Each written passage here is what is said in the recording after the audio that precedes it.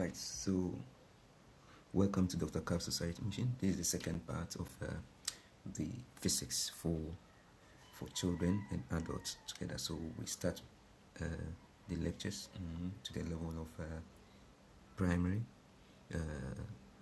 school children to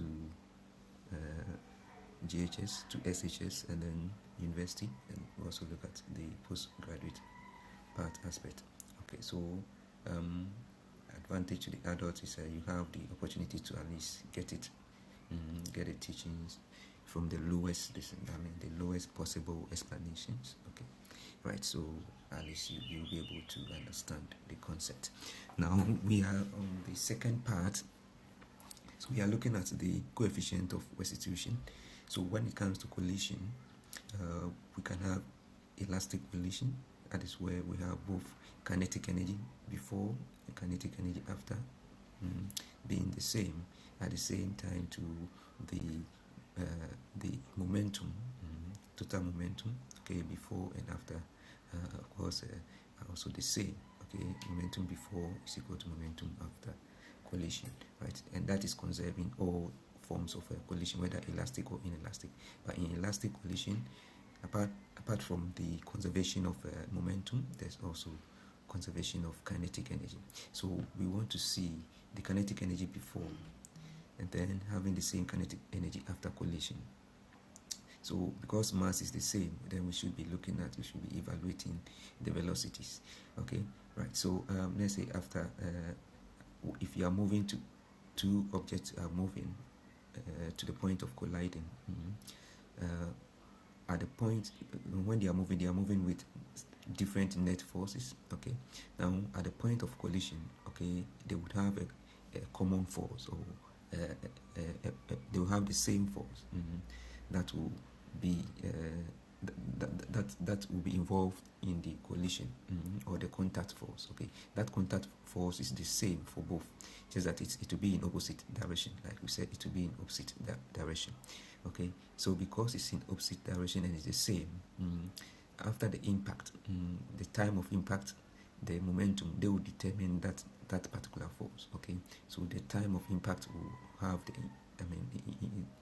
influence on the quantum of force that will be involved in this impact. Remember, the third law says there's equal and opposite reaction. Okay, so the two bodies must collide with the same force but in opposite direction. Okay, as we said. Now, as they collide, because the force is the same, if part of the energy is, part of the collision leads to energy loss in the form of heat, whatever energy is left in its distribution of velocities must be such that the masses times their velocities must be equal to the velocity, must be equal to the momentum before collision and then after. So what I'm saying is momentum before collision and then after collision, the momentum after should be the same. So the velocities must adjust so that the velocities must adjust with the masses.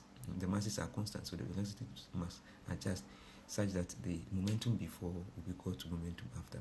In terms of kinetic energy, the same velocities must adjust so that kinetic energy before must be equal to kinetic energy after. That is in the case of elastic collision, right? So if part of the energy is lost, then that is going to have effect on the velocities. Okay, yes, going to have effect on the velocity. The velocities must be adjusted so that they have the same momentum before and then the same momentum after. Now, so if we want to know how elastic the collision is, then we can use what we call the coefficient of restitution. So here we measure how much we compare the velocities after collision. After collision, what were the velocities? Okay, now before collision, we look at what the velocities were. So after collision, what were the velocities? So after collision, we have V1, V2. Okay, the difference. So we are looking at the difference. That is so the magnitude, just the magnitude, not the direction. So the difference. So the difference between that, and then before collision, the difference between the velocities, because if they are the same, then that will be elastic collision. If they are the same, then that will be elastic collision, because in that sense, because masses are the same, if the velocities are the same, then you get perfect elastic collision. Okay, then you have the difference in final velocities over difference in initial velocities being the same, so that will be equal to 1. Now, when the figure is close to 1, that is approaching perfect elastic collision. When it is moving away from 1 towards 0, then it is approaching perfect inelastic collision. Right, so that is how this is. So I will take opportunity to go through this one. All right, so like I've said, we may be moving with different forces towards each other, but at the time of impact, there's a new force. That new force is what is going to account for equal and opposite reaction. Now, after this impact, energy may not be lost. Okay, so we have an elastic collision, so we have the same kinetic energy. Now, if some kind of energy is converted to something else, heat, or lost in some form, then we will have inelastic collision. So if we want to measure the elastic collision, like I said, we use what we call the coefficient of restitution, and the formula is what I've said here. Let me show the formula so that you see it. So that's it. So there's a formula. Relative velocities of that's it. There's it. The relative velocities is the same as the difference between the velocities here, and then velocities after collision, velocities before collision. Okay, we are looking at the magnitude. Here is just, this is the coefficient. This is looking at this is looking at relative velocity of separation, relative velocity of approach. Okay, so this is after collision, before collision. We can also use the absolute values, which I think I have. Let me see if it's not shown here. We also have, and that is what most textbooks use. Okay, that is not here. Okay, so this you can find in the Dr. Kapp series 1. Okay, so that one is the change, the absolute change, the absolute difference between the velocities after collision. Okay, divided by the absolute difference before collision. Okay, right. So there are two ways to look at it. Right. So before collision, you can also use the relative velocity. So one is stagnant. Okay, you give the velocity to the other one, and then you use the same thing for the other one, and you have the same what do you call it? Figure, right? Okay. All right. So let's look at the so for when E is equal to 1, the collision is perfect elastic. When E is equal to 0, is perfect inelastic. And then when it is between, collision is inelastic. Some kinetic energy is lost, usually as heat or sound. Right? Okay, so let's go.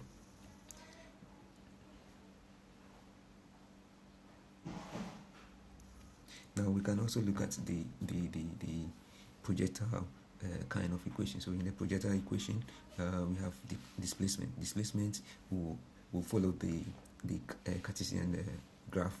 So we have y positive, y negative, x positive, x negative. Okay, so that is the coordination, the sign for displacement.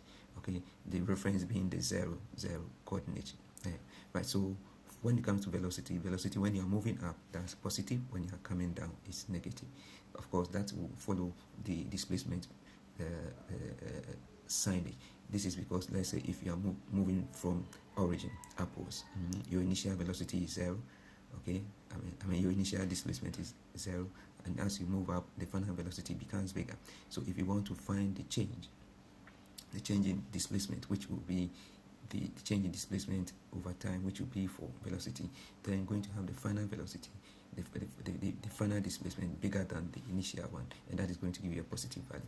Now, let's see, when you are coming down, if you are coming down, let's say you get up there, the displacement is is, let's say, 5, and then as you come down, you reduce the displacement, it comes to 2.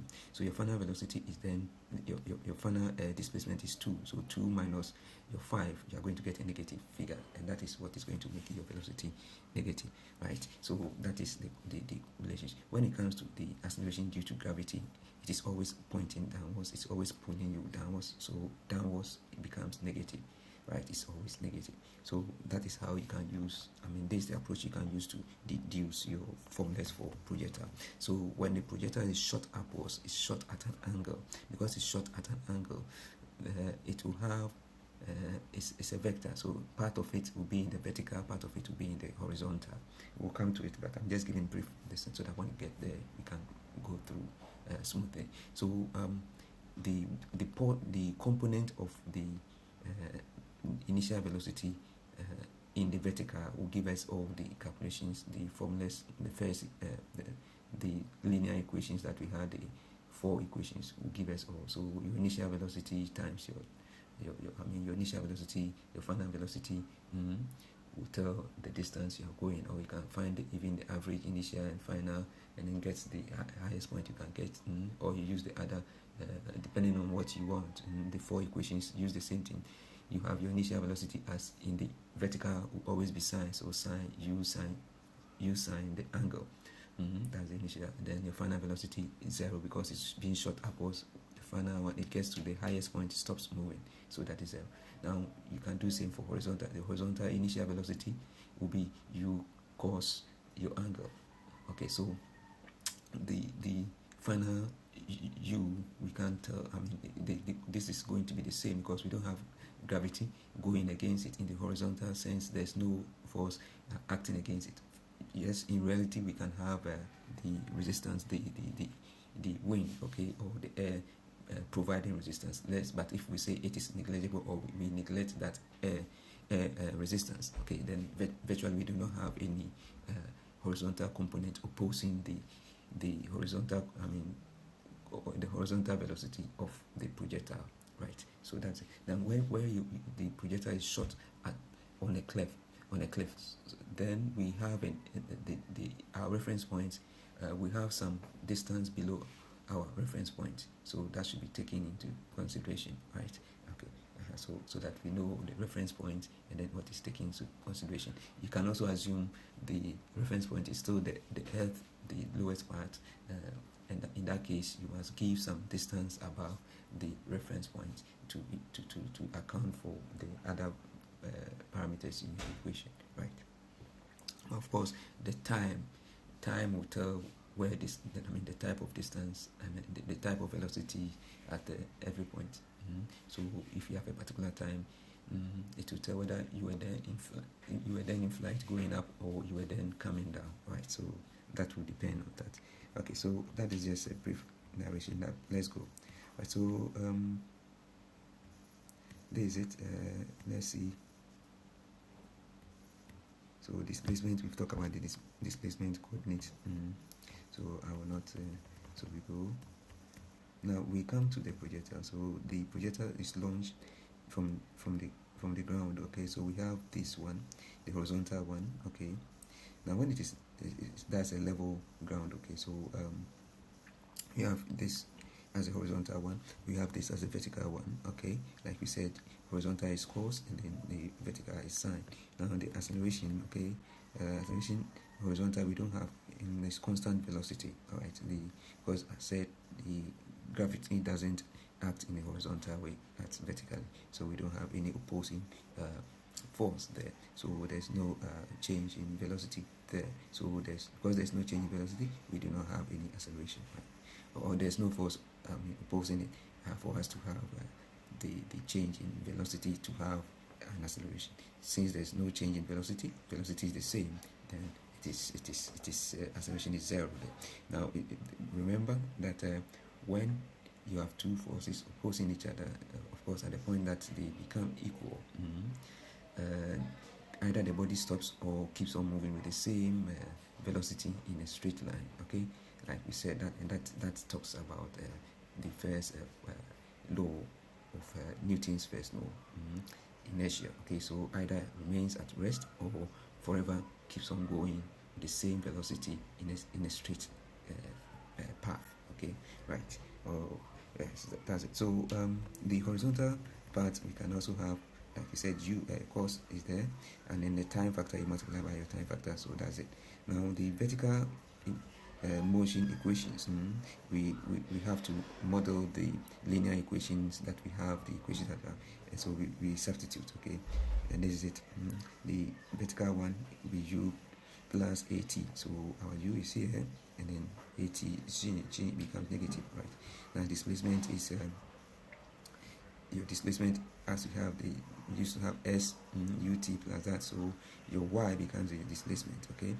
Okay, so we have the coordinates there, they are all taken into consideration, right? Okay, so and then you fix all this one, you get that. Now when it comes to the time, we have the time equation, the time factor too. So where y is equal to 0 in the vertical displacement 0, you substitute, you want to, because you have t here, if you want to find time, t is in this equation, so you can modify this equation with known figures. At the height is 0, y is 0, so you have this here, and this is giving us a quadratic equation. Quadratic equation, right? Okay, so quadratic equation that is a bit wider. Okay, so it's more a parabola. Okay, so because it's more a parabola, then you have the parabolic kind of trajectory. All right, so we move on. Okay, so that is it, time 0, and then you have that, so that can be solved. You can use the completing squares to solve it, or you can use the quadratic equation formula to solve it, right? So do you see, of course, sometimes when the determinant in the square root part of the quadratic equation is negative, then you're going to have complex numbers. Of course, then your answer you must leave your answer in the I form, right? So the I form is the imaginary. Of course, that is very important. It gives you we get to the end of postgraduate level, that is where we'll be heading towards, right? So right, we move on to the maximum height. So how do you get to your maximum height? We are looking at your y. So your velocities, this is the initial equation for linear equation. Okay, you do your substitution. You do your substitutions. Okay, so your velocity at the final destination is 0. Your initial velocity is this, and then your g negative. Your 2 is here. Your y, okay, that is your maximum. The distance to the displacement that you are getting, and then you solve for it. It is solving for the maximum height. Okay, so you get that. Okay, so it becomes simple. You can derive all these from the same things I'm talking about. Okay, so you can practice that. Now the horizontal range. Okay, so we have the distance is equal to your velocity times time. So this is the initial velocity, but remember, there is no opposing force in the horizontal direction, and therefore you have your velocity being constant. So constant velocity times time will give you your distance s. Okay, x. Right. So substitute total flight time. The time will be the same for what you got from the vertical motion. Okay, so the time ratio, r ratio, that's it given, right? T. So r, the range. Sorry, the range is this. This is the range. So the velocity, constant velocity in the horizontal sense, times the time, is it?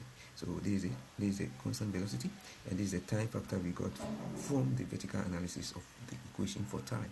Okay, so where's the time factor? Where we substituted for? Okay, I think it's up there. This is the time factor. So this is the time factor here, the time that we got. We substitute it here. Okay, note it. Let me go back again.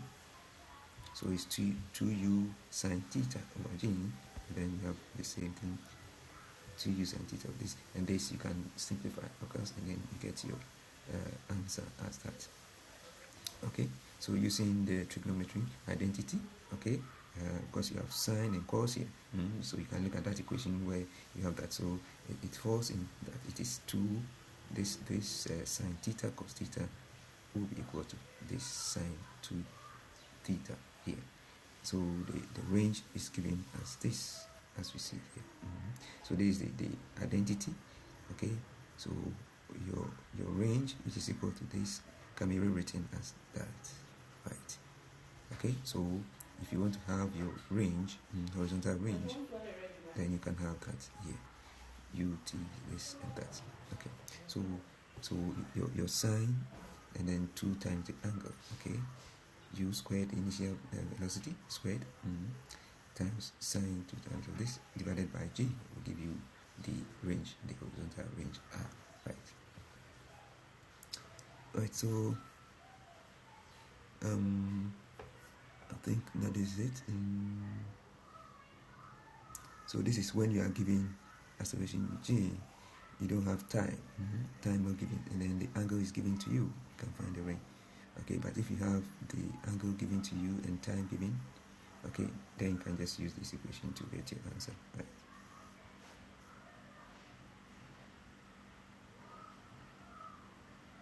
Okay, so we leave that. Of course, here the time will be the time, total time. That is it. Okay, so let's go. I think we've done when it is short, is launched from a cliff. Then we would have to modify initial height. Y will be equal to y here, h because of some height above there. Okay, right. So that will be the initial height. We have to add that one. Once we make that adjustment, the coordinates still hold. Okay, and then we have these equations following the same thing, substitutions, and then we have the same thing going on here. So we can do the practice. H is just going to add it to all the equations that we derived. Then you have the final horizontal range in terms of time, in terms of the angle, in terms of the gravity and angle given alone, right? So that is it. I think that's a nice time for projectiles. Now vectors, we talk about vectors. So vector will be quantity with what magnitude and direction. Okay, so you can look at the Cartesian. So usually you can have the I and J form. Okay, so your I and J, so you split into the X and then your Y coordinate form. So every quantity can be split. So every point on the Cartesian graph can be split into a Y and then the X form. Okay, so X and Y form, right? Okay, so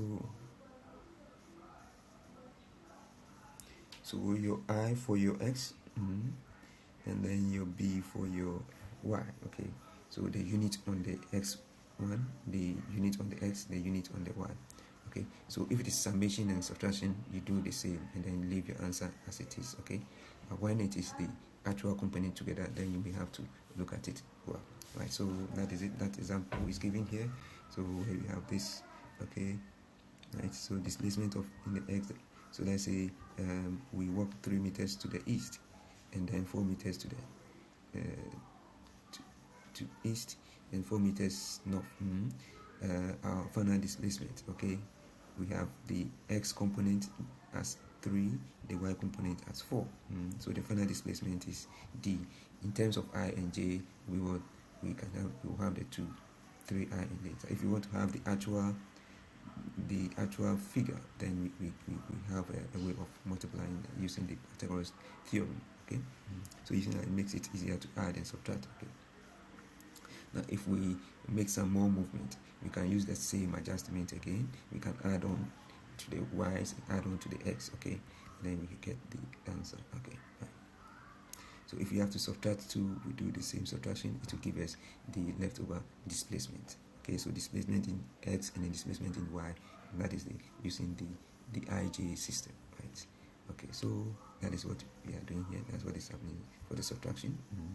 If A is this, okay, and B is that, okay, so we can subtract them. So you subtract X and X and then Y and Y, okay. Then you have your coordinates. That will be the displacement left in terms of that coordinate.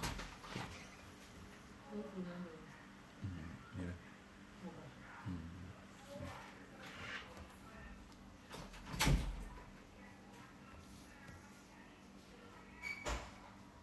Okay, so that is it. We talk about projectiles. Some examples are given here. You can go through. Okay, this is the ball height, the ball's height at the time. In conclusion here. So we look at bearing, the same thing, the same displacement, and then so bearing we measure always from the north, okay, direction, and you go the clockwise way, okay, right. So you go so 0.045 degrees, okay, that is rotated, you draw that one. Okay, so you have your line like this. 45 degrees is like here. Okay, right, so you measure always from the north direction, and then move towards the west. Okay, right, so that is it. You can have it in ing form, displacement. Okay, so here we have this one, 20 degrees. So north, let's say the ship travels 20 bearing of this. Okay, we can form a right angle triangle with a north line. Okay, so the angle is 45. The north component is the adjacent side of the triangle, so 20 cos 45. Okay, and this is giving us that. Okay, the east component is the opposite side, which is that. So the first displacement vector is this. Okay, right, so you do same for, so this is giving you your x,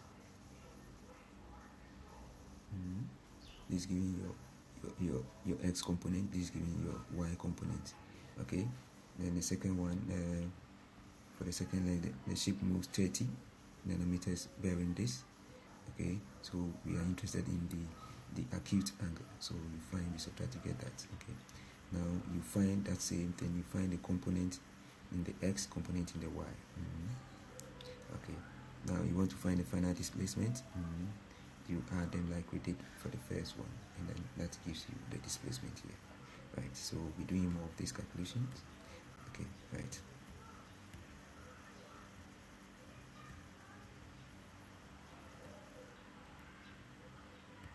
So scalar quantity has only magnitude, no direction. And examples are time, distance, speed, temperature, energy. Right. Okay, vector quantity has both magnitude and direction. So we have that. Remember. Okay. Now we have three lines. Okay, time, length, and then time, length, that's distance. Okay. Right, and then we have mass, these three fundamental units. Okay, you can use them to derive quantities. Just make sure the left is equal to the right. Okay, you can use that one to derive formulas. Okay, so that's it. That's what we are talking about. So we have mass, length, mass, length. Okay, so the time is there. So time, that's it. Time, the mass, and then the length. Okay, you can use these three. This must be equal to that, so we do that, and that can help us to derive the quantity. Okay, so you simplify this, what you are getting, whatever you get, it must be equal to this one. If it doesn't have component here, then it's 0, so you do that to find the exponents. Okay, and that can be done, and then finally you arrive at the formula t is equal to that. Okay, so that's this formula. Keep it t is equal to k, the constant, k, the value here. Then you have square root of length, and then the constant down. Constant is down. Constant is always down. Note it. So in most pendulum equations, constant will be in this form, right? Okay, so the same thing has been used in this example. Okay.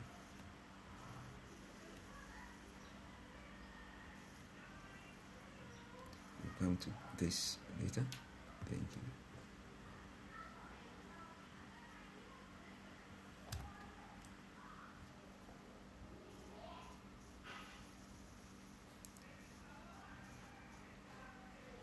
So let me just add something to time dilation. Maybe we'll talk about it again. So like we said, when a body is approaching the speed of light, what happens is whatever body and all its components in that motion will have their speed reduced, so that they do not ever get to the speed of light. Okay, so that is special relativity. Right? So if you have two twins, one on Earth and then one sits in the rocket, okay, it's fired close to the speed of light. When it goes, his time is going to be reduced or dilated, but the time on Earth will still be going, and we will see him to be slowing down. Now, because he's slowing down, those of us on earth will age more than him. So by the time he returns, his twin brother will look older than him, and he will be younger. It's is it possible all processes will slow down, including all biological processes and what, so such that the age will still be, he will be younger than the brother. That is what this analogy is saying, right? So we would look at that in a special context where we'll discuss this and see what the answers are for this kind of scenario. Okay, it looks like science fiction, but that is in reality it happens, right? So, but we'll look at the biological aspect, whether that is also what happens, right? So that is what we call the time dilation of time. So those in the moving frame, okay, so the dilation can be quantified, okay, right. All right, so this is so taking the square root, we'll just look at the final equation for the time dilation. Okay, this is it. So changing time, changing t here, square root of 1 minus v squared and c squared. Okay, so this is the change in this t here. What you see here is the proper time measured in the clock rest frame. Okay, now when it is not moving, right, then this is the dilated time when it's moving. Okay, so this factor divides the rest frame time. Okay, right. The denominator is known as the Lorentz factor. Okay, and that's given by this symbol, right? So that is the factor that is going to dilate the time, right? So we also have length contraction, time dilation, length contraction. Okay, that factor of length contraction is also given here. We'll go through the steps. Finally, the final equation is here.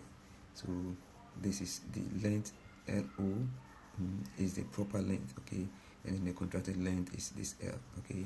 So this is the expression similar to the time dilation factor. So note it, this can be given to you. You have to calculate that. Okay, so we go, the rest mass is when the body is, in fact, most of the time, the rest mass is what we use. When the body is moving, it has an added mass to it, okay? And because of the factor of all the scenario of things slowing down as their speed approach the speed of light, is the reason why very small objects probably should have been extinguished or should have gotten lost, are still able to reach us because the speed is close to light. Every process in that time frame, including the bodies in that frame, have their processes reduced. Okay, so they do not, of course, disappear. They still are able to get to us on Earth, right? So most things this will explain. I think we'll come to those things. So we have the relativistic mass, which is the mass of the object as measured by an observer who sees it moving. Right.